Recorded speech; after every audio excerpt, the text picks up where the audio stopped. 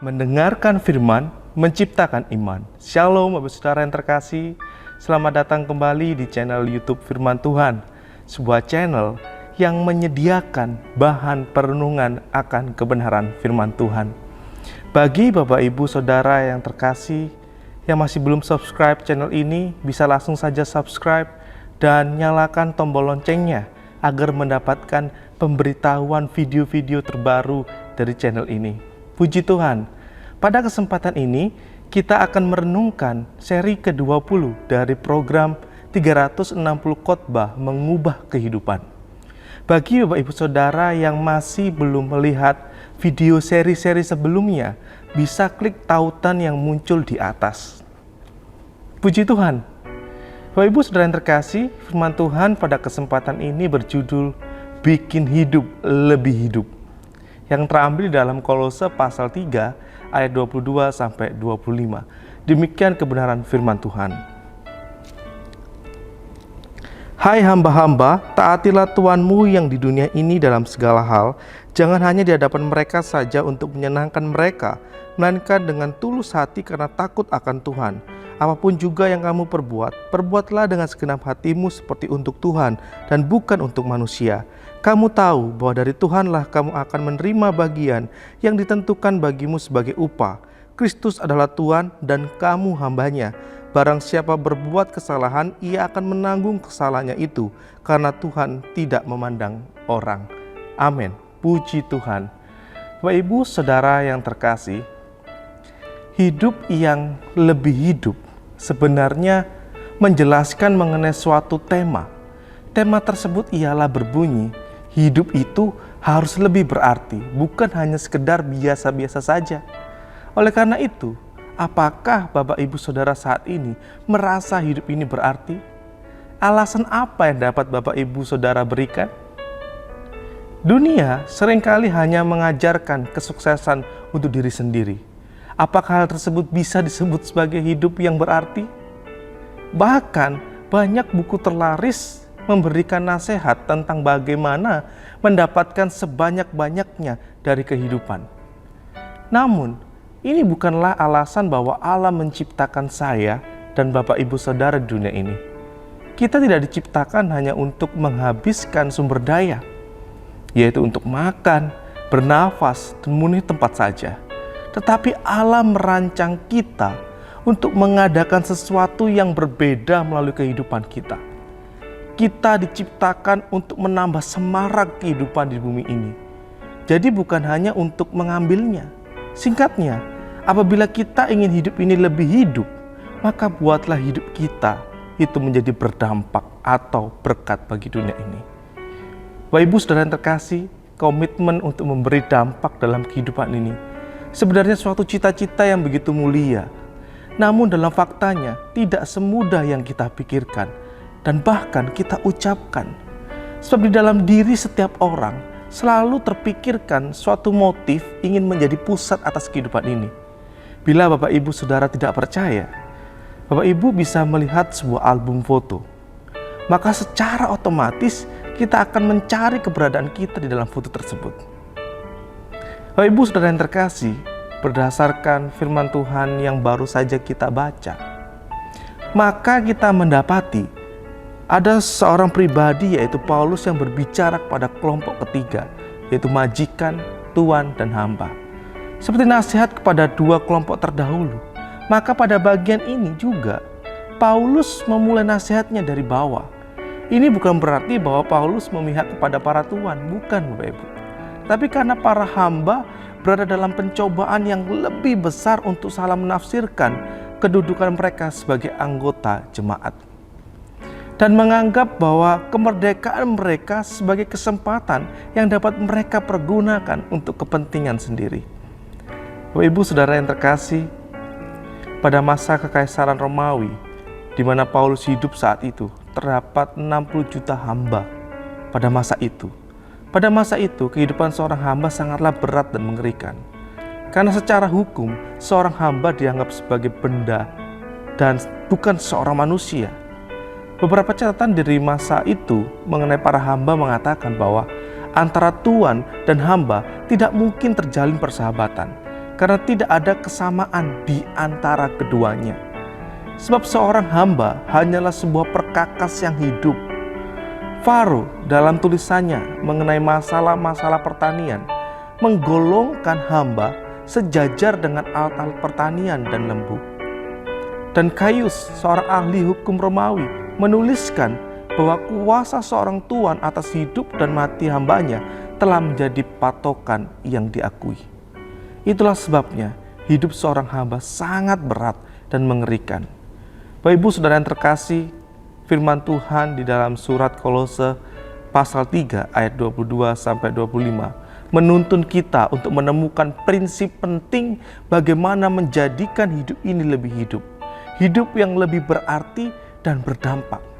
Mari kita belajar menata cara pandang kita sehingga perilaku hidup kita menjadi kesaksian hidup bagi dunia ini.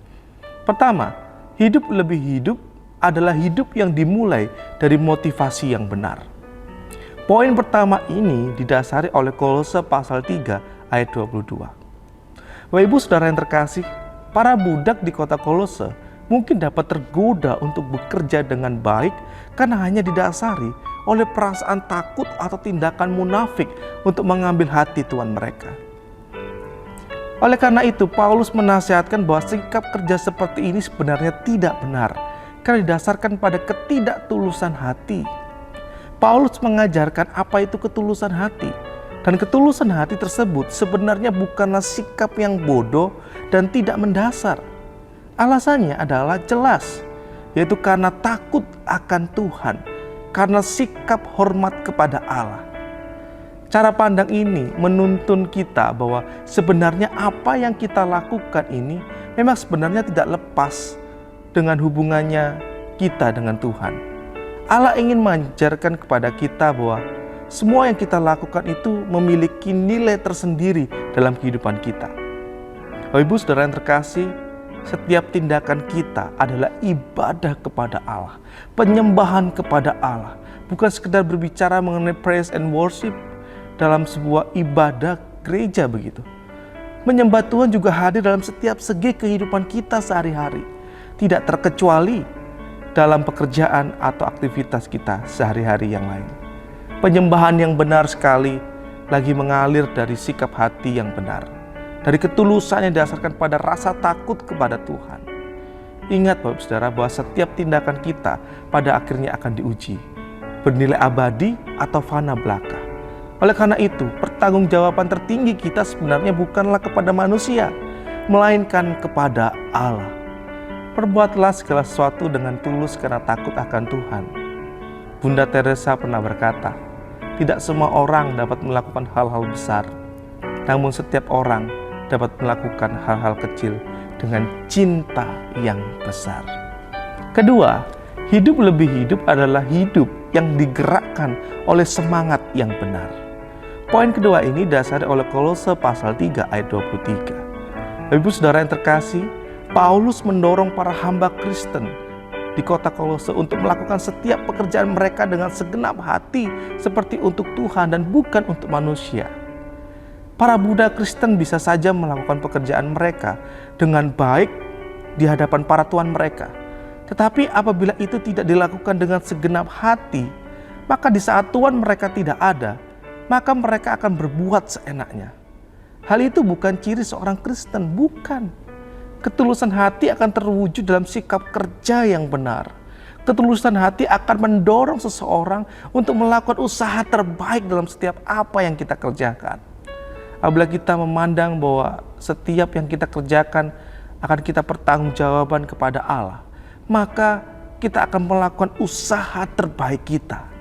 Apabila itu terjadi, maka bukan hanya Tuhan yang dipermuliakan, namun orang lain yang akan diberkati dengan sikap hidup kita.